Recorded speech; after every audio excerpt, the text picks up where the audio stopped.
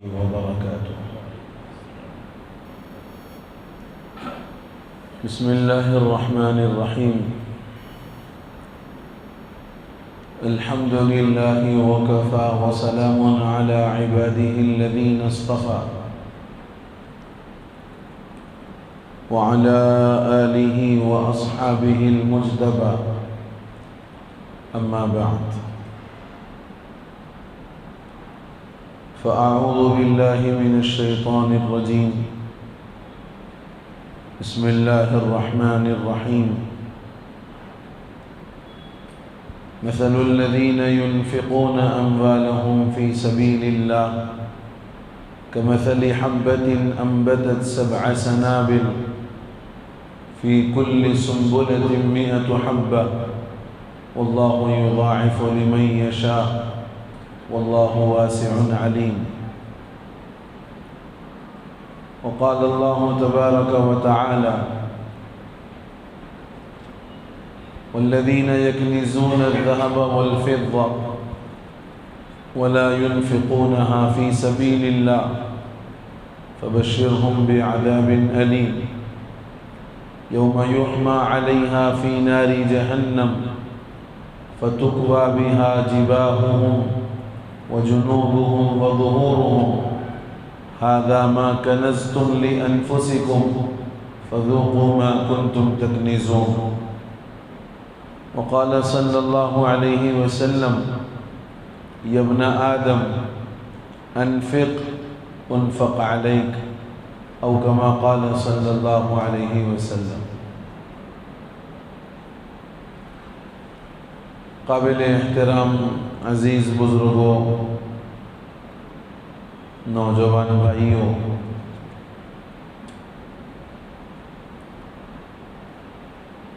اسلام کے جو بنیادی ارکان ہیں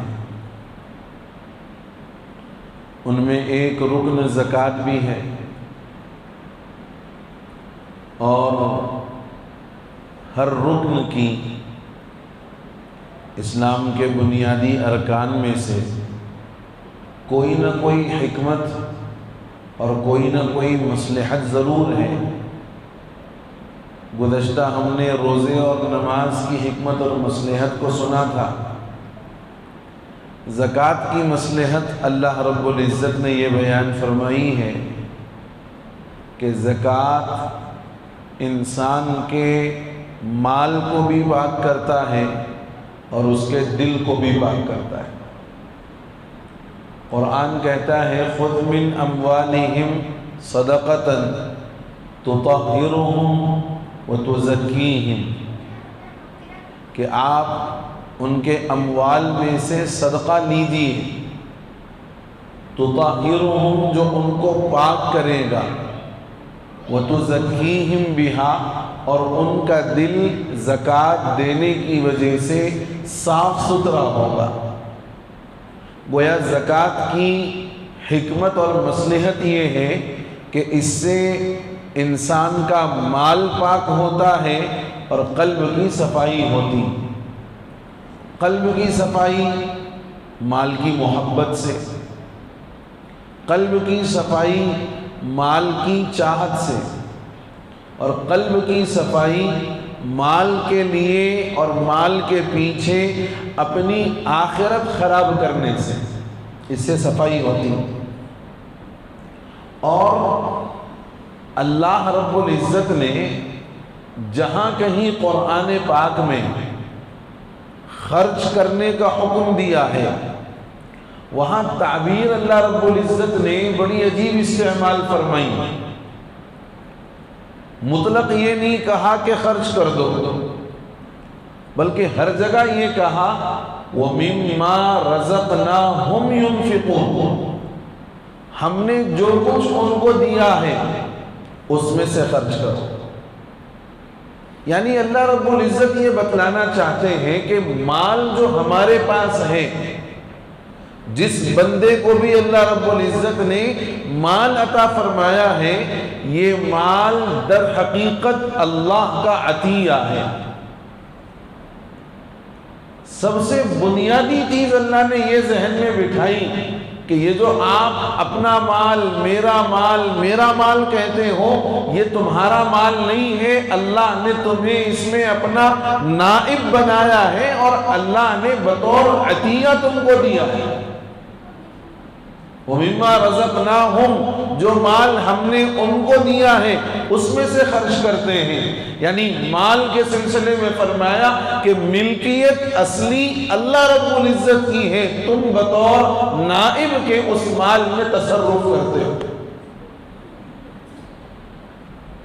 تو میرے بزرگوں اور میرے عزیزوں، یہ غور کرنے کی ضرورت ہے کہ مال کے سلسلے میں اللہ رب العزت نے جو بنیادی تصور دیا ہے وہ یہ ارشاد فرمایا ہے کہ انسان اللہ کے دیے ہوئے مال سے خرچ کرتا ہے، یعنی مال کی جو اصل ملکیت ہے اور مال کے اندر جو اصل تصرف ہے وہ در حقیقت مالک حقیقی اللہ رب العزت ہے۔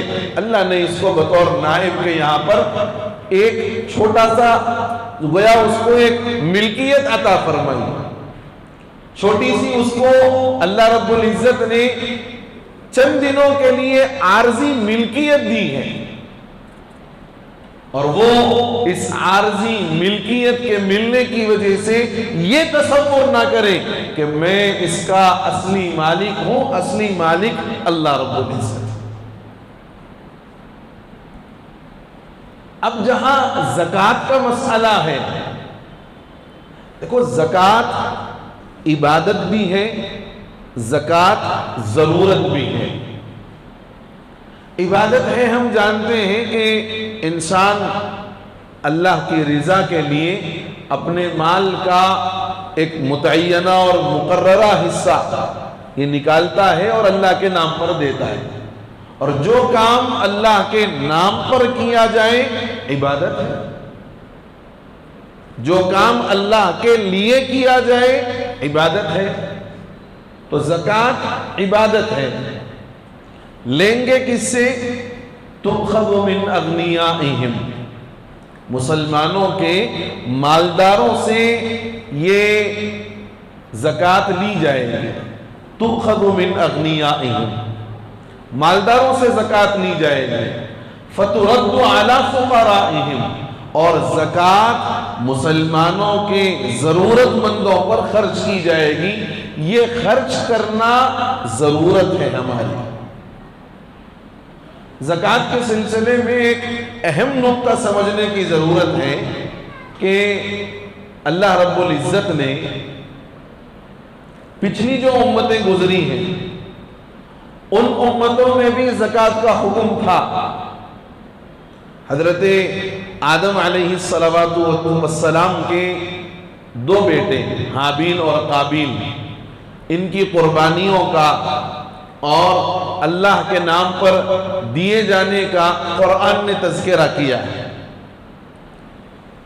فرمایا اس وقت طریقہ کار یہ تھا کہ جو کچھ اللہ کے لیے دیا جاتا تھا اس کو ایک برتن میں رکھا جاتا اور پہاڑ کی چوٹی پر لے جا کر کے اس کو وہاں پر رکھ دیا جاتا ہے۔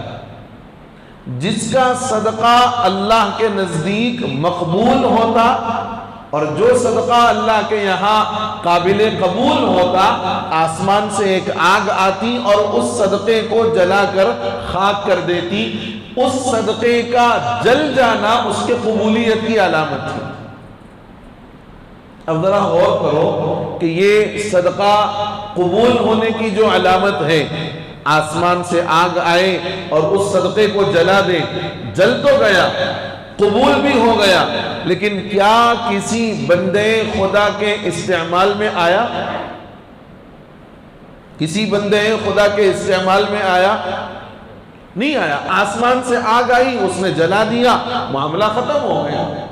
قبولیت کی بات سمجھ میں آ گئی کہ قبول ہو گیا، لیکن کسی اور کے استعمال کے وہ قابل نہ رہا۔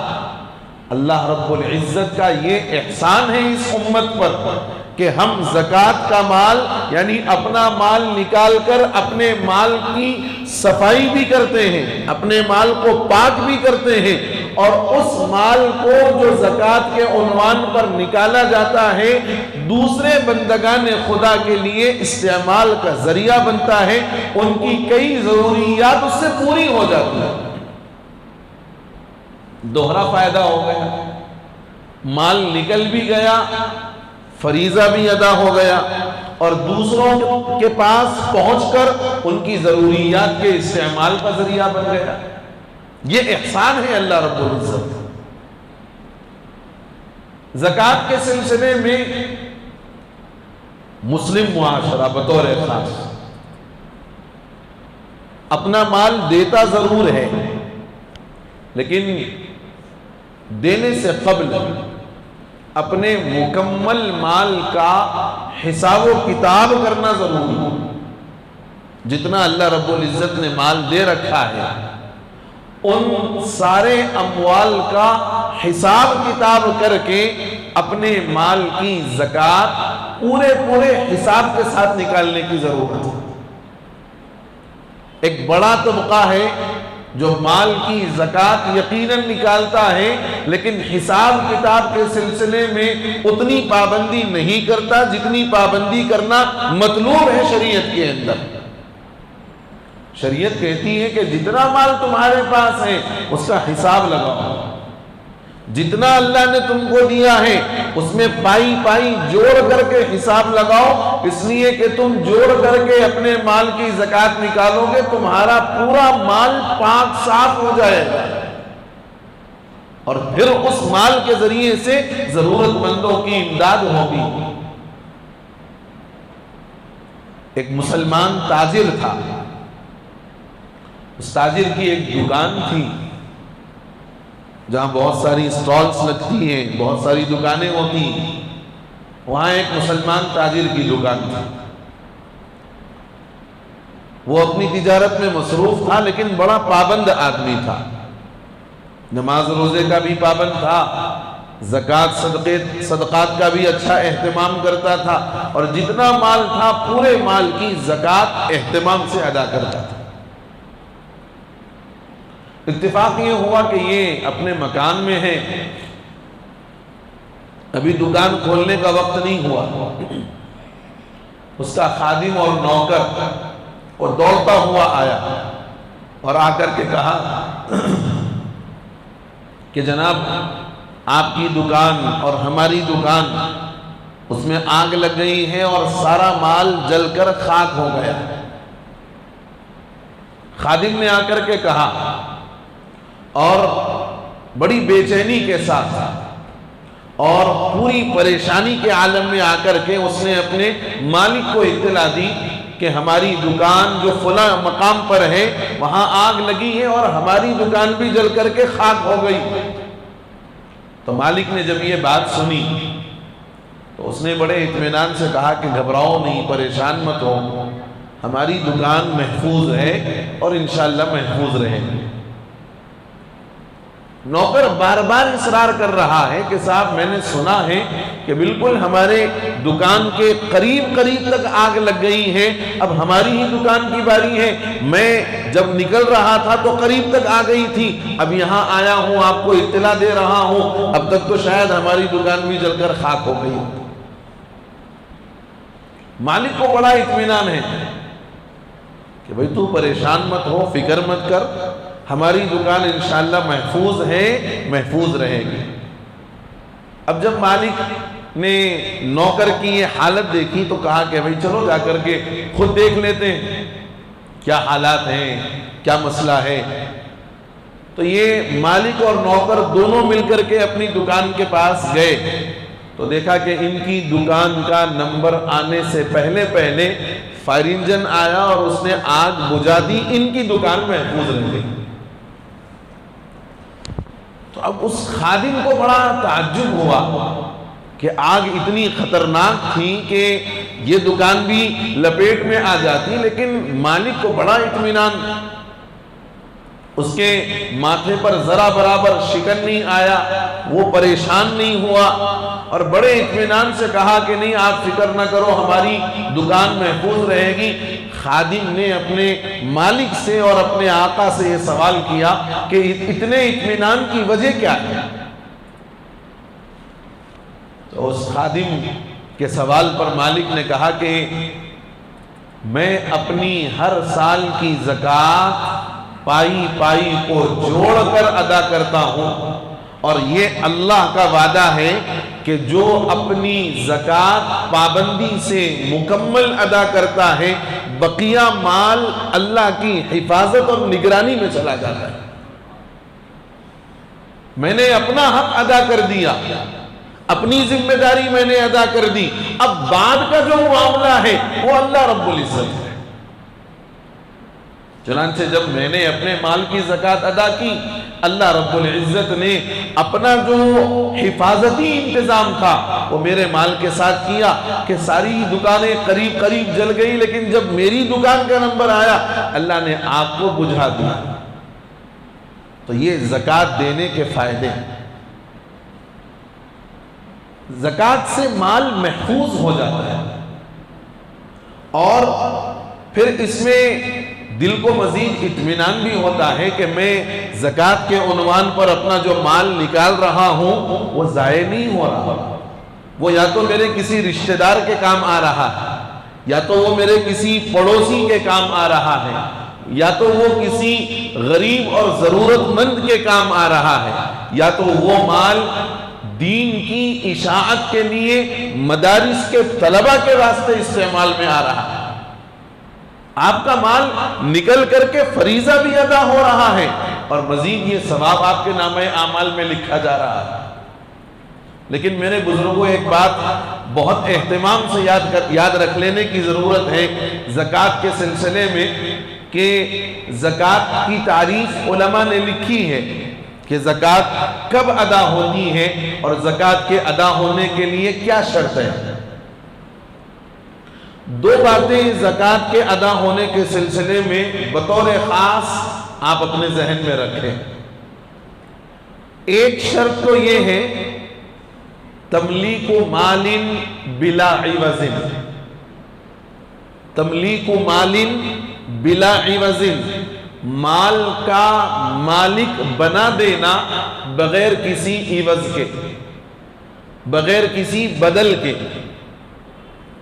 میں اس کی ایک مثال دوں کہ آپ راہ چلتے ہوئے کوئی مانگنے والا آپ کے پاس آیا، آپ نے اپنے جیب میں ہاتھ ڈالا، 10 روپیہ 20 روپیہ 50 آپ نے جتنا چاہا نکالا، اس کے ہاتھ میں دے دیا۔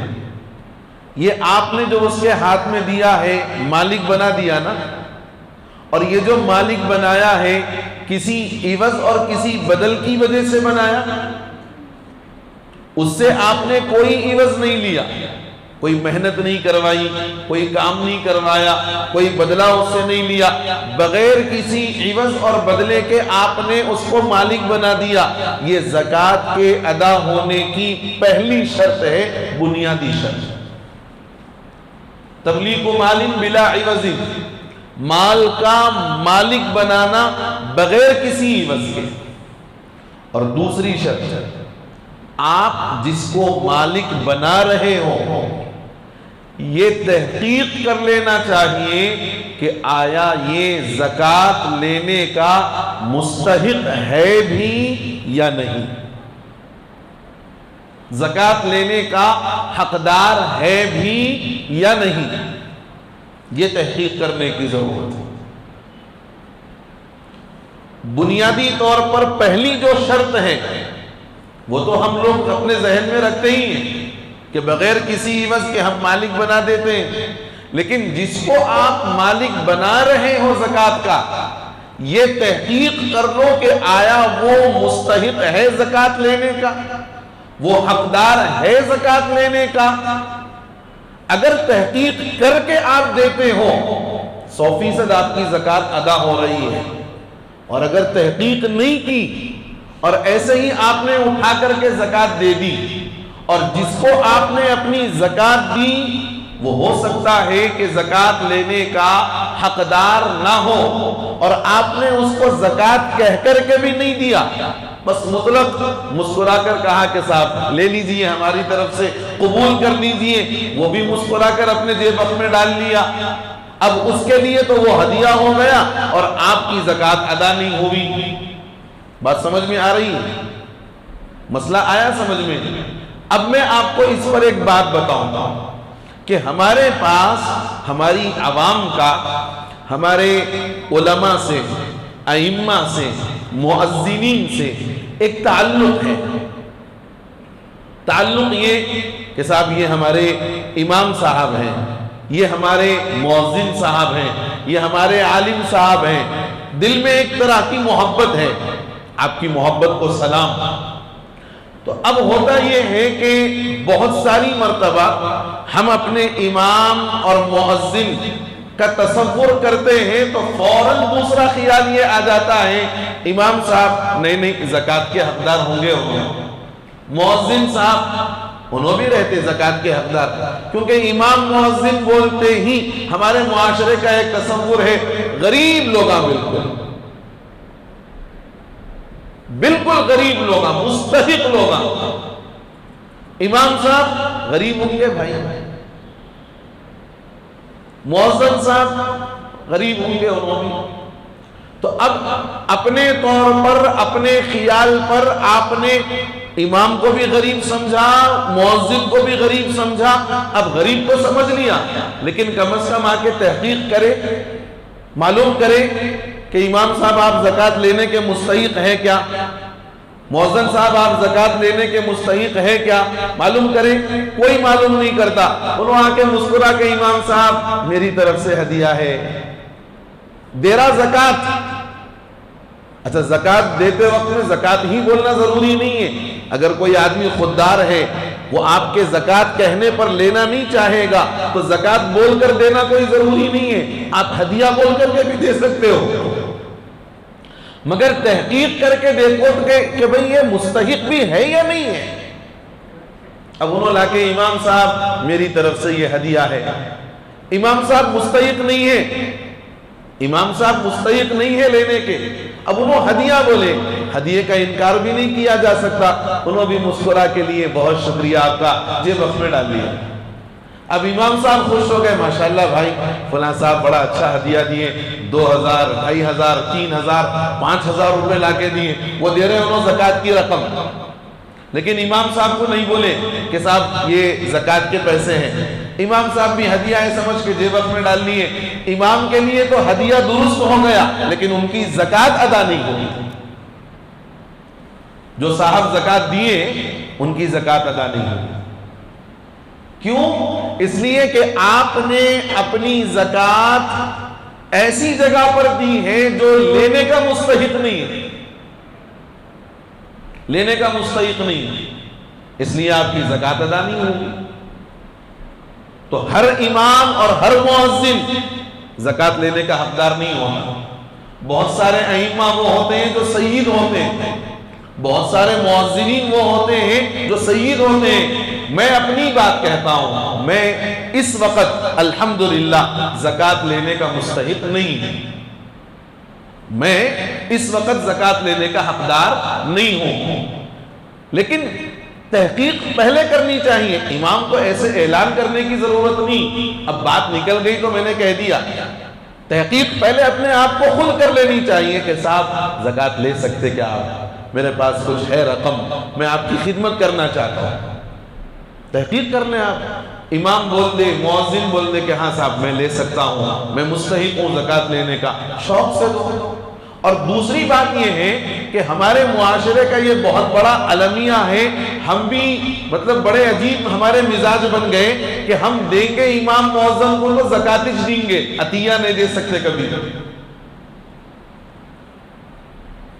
مطلب یہ تصور کر کے بیٹھ گئے، فقیر ہیں انہوں، مسکین ہیں انہوں، مستحق ہیں انہوں، زکوٰۃ سے ان کی مدد کر سکتے صاحب، ان کو عطیہ دینے کی، ان کو ہدیہ دینے کی سوچنا ہی نہیں۔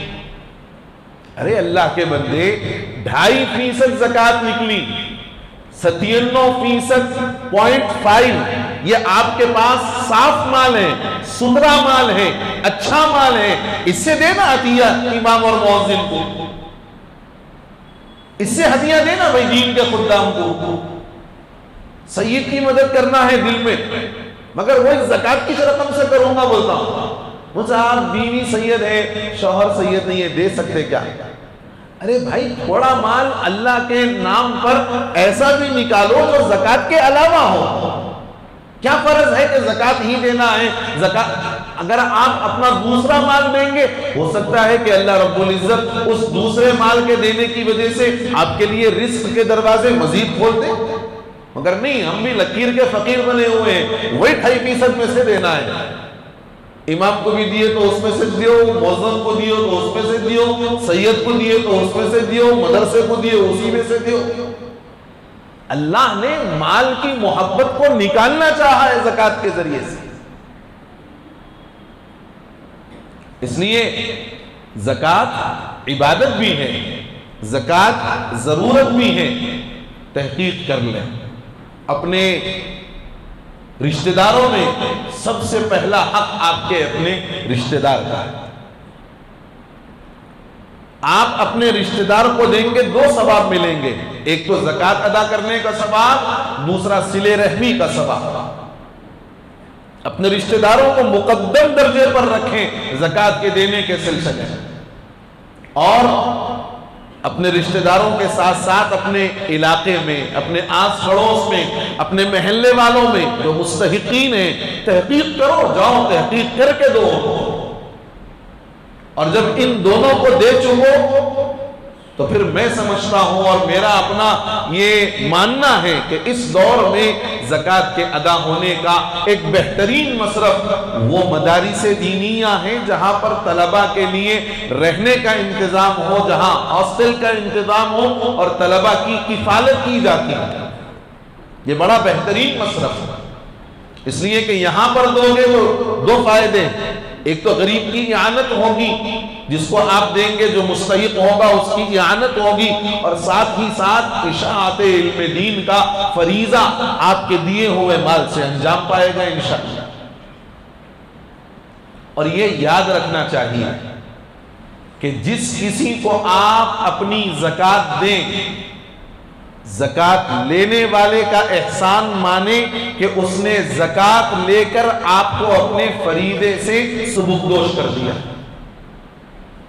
آپ جس کو زکات دے رہے ہو اس زکات لینے والے کا شکریہ ادا کریں، زکات قبول کرنے والے کا شکریہ ادا کریں کہ اس نے آپ کے مال کو قبول کر کے آپ کو فریضے سے سبکدوش کر دیا. آپ ہرگز یہ نہ سمجھیں کہ میں نے دیا ہے تو بہت بڑا احسان کیا ہے. کوئی احسان نہیں. حضرت امام مہدی جب آئیں گے اور مال کی فراوانی ہوگی، اتنا مال ہوگا مسلمانوں کے پاس. روایات میں ہے کہ ایک آدمی صبح فجر کے بعد اپنا مال لے کر کے نکلے گا اور اس عنوان پر نکلے گا کہ جاؤں دیکھوں کہ کوئی مستحق مل جائے. کوئی مستحق ملے گا تو میں اس کو اپنے مال کا حصہ، اپنے مال کی زکات دے کر کے آؤں گا. وہ جائے گا اور پورا دن تلاش کرے گا، شام ہو جائے گی مگر کوئی مسکین نہیں ملے گا. اگر آج مسکین ہمیں ملتا ہے تحقیق کرنے پر، بعض لوگوں کا بڑا عجیب جواب ہوتا ہے، کون غریب ہے یہ دور میں، سب امیرہ ہیں. یہ بھی ایک عجیب لوگوں کا ذہن بنا ہوا ہے. کون ہے صاحب، کون غریب ہے؟ بولو آپ. اس کو جانے ہاتھ نہیں ہو رہا، اس کو تحقیق کرنے کی جو ہے نا فکر نہیں ہو رہی. اب اپنے آپ کو بچانا ہے. صاحب کون غریب ہے؟ سب امیرہ ہیں، سب امبانی، ٹاٹا، برلا، سب یہیں چلے. اس وقت سے تحقیق کی ضرورت ہی نہیں. آپ بہتر جانتے ہیں، مجھ سے بہتر جانتے ہیں کہ حالات اس وقت میں کیا ہیں. تو میرے بزرگوں تحقیق کرو. وہ جو دور آئے گا اس دور کے آنے سے قبل اپنے مال کی زکات ادا کرو، مستحقین کو تلاش کرو اور تلاش کر کے صحیح مصرف میں اپنا مال لگاؤ. امام مؤذن کو دو، تحقیق کر کے دو، بغیر تحقیق کے نہ دو. ہدیے کے نام پر دو گے تمہاری زکات ادا نہیں ہوگی. اور یہ ضروری نہیں ہے کہ امام مؤذن کو صرف زکات دو، اپنے حلال اور پاکیزہ مال زکات دینے کے بعد جو بچتا ہے اس میں سے دو.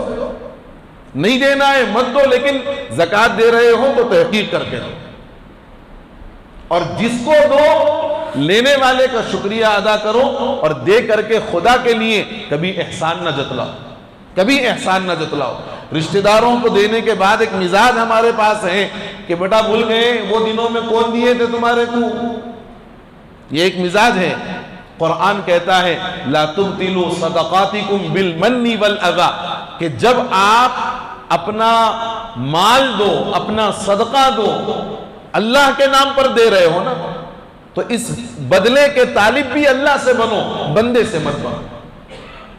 مال جب اللہ کے نام پر دیا ہے، اللہ کی رضا کے لیے دیا ہے، تو اس کے احسان مند رہو کہ لیا ہے آپ کو سبکدوش کر دیا ہے، اور اس کے بدلے کے طالب اللہ سے بنو کہ اللہ بدلہ دے گا، مخلوق بدلہ نہیں دے گی۔ ہمیں جو تکلیف والا جو ہمارا مزاج ہو جاتا ہے نا بعد میں چل کر کے، اس کی وجہ یہی ہے کہ ہم اپنے عمل کا بدلہ بندوں سے طلب کرنا چاہتے ہیں۔ طلب کرنے کا یہ مطلب نہیں ہے کہ بولتے ہو، لیکن دل میں ایک خیال آتا میں اس کو دیا نا، ذرا انہیں میرے سے تھوڑا دب کے رہنا ہے، ذرا میں کہیں دکھا تو ذرا جھک کے سلام کرنا، اب ذرا انہیں کہیں بھی تھوڑا سینہ اٹھا دیا تو اب اس کے دل میں فوراً وہ چبھن شروع ہو جاتی، ہمارا لیے، ہمارا کھائے، ہم دیے۔ بھائی تم ذریعہ بنے، تم ذریعہ بنے، اللہ نے تمہیں ذریعہ بنایا، اللہ نے تمہیں ذریعہ بنایا۔ تو یہ جو ہمارا مزاج ہے نا تکلیف والا کہ جس پر احسان کیا اگر وہ تھوڑا پنپنا شروع کر دے تو ہمیں خوشی ہونی چاہیے، ہمیں اچھا لگنا چاہیے کہ اللہ نے مجھے ذریعہ بنایا، آج میرا رشتہ دار یا میرا بھائی آج اچھے مقام پر، یہ ذہن ہونا چاہیے۔ قرآن کہتا ہے لا تبطلوا صدقاتکم بالمن والاذی، کہ اپنے صدقات کے ثواب کو احسان جتلا کر، تکلیف دے کر کے ضائع مت کرو، برباد مت کرو۔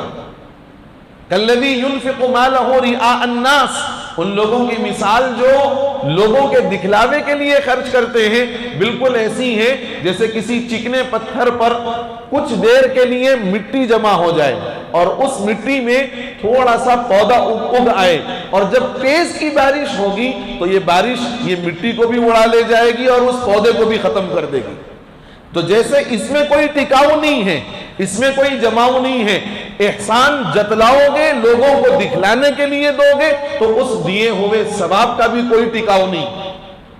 اسی لیے قرآن نے کیا کہا، جو اللہ کے لیے اپنا مال خرچ کرتے ہیں ان کی مثال ایسی ہے کہ ایک دانہ انہوں نے زمین کے اندر ڈالا، ایک دانے سے 7 بالیں نکل آئیں اور ہر بالی میں 100 دانے ہیں، گویا ایک دانے کے اللہ نے 700 دانے تم کو واپس کیے۔